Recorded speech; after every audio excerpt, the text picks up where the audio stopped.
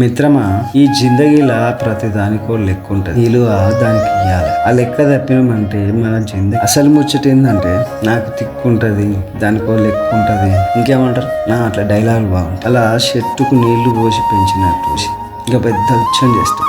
అయితే చెట్టు నీడనిస్తుంది, దాన్ని ఎండబెట్టాక వంటకు ఉపయోగపడుతుంది. కానీ మనలో ఉన్న ఈగోయిజం, మూర్ఖత్వం, ఈ దౌర్భాగ్యపు అలవాట్లు అరే దేనికి పనికి చెప్పిపోయి నాకు అర్థం కాదు.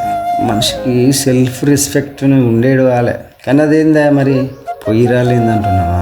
మనం ఏడన్నా బోనం వండాలన్నా, దావత్కి ఏమన్నా వేయగాలన్నా 3 రాళ్ళు తెచ్చి అటోటి ఇటోటి పెడతాం, దాని మీద గంజులు అట్లా. మన జీవితంలో ఒక ఈగోయిజానికే కాకుండా అరే భయ్ 3 రాళ్ళ లెక్క ఈగోయిజం ఉంచుకో, కొంచెం మంచితనం ఉంచుకో, కొంచెం జాలిని, ప్రేమను, స్నేహాన్ని ఇంకొక రాయిగా పెట్టు. అప్పుడు ఏమవుతుందంటే జిందగీ నీ జీవితం సమానంగా కూర్చుంటుంది. అప్పుడు నువ్వు కింద మంట పెడితే మంట సమానంగా దాకి టేస్ట్ అదిరిపోద్ది కదా.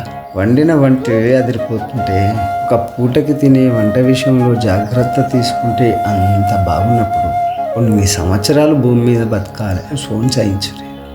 తలపతి విజయ్ సార్ ఏం చెప్తాడు, నువ్వు ఏదైతే నాకు ఇచ్చావో దాన్ని డబుల్గా తిరిగిస్తాను. సూపర్ డైలాగ్ కదా. అయితే అన్ని ముళ్ళ కట్టేస్తే అప్పుడేమైంది, సత్తవురా అని అర్థం. అందుకే ఆయుధాన్నైనా మాటనైనా తెర పొదుపుగా వాడు. ఎవరిని పడతావని గెలక. నువ్వు ఎప్పుడు తురుంకాని అని ఫీల్ అవ్వకు. నిజానికి నువ్వు తురుంకాని ఎప్పుడైతే దొరికేనా తెలియదు అని. సరే మరో ముచ్చట్లు మాట్లాడు. ఈ ముచ్చట నడిస్తే ఒకసారిగా లైక్ కొట్టరండి, మనలతో కూడా పంచుకోండి. మళ్ళీ వెళ్దామా? Thank you. మీ బాట సారి.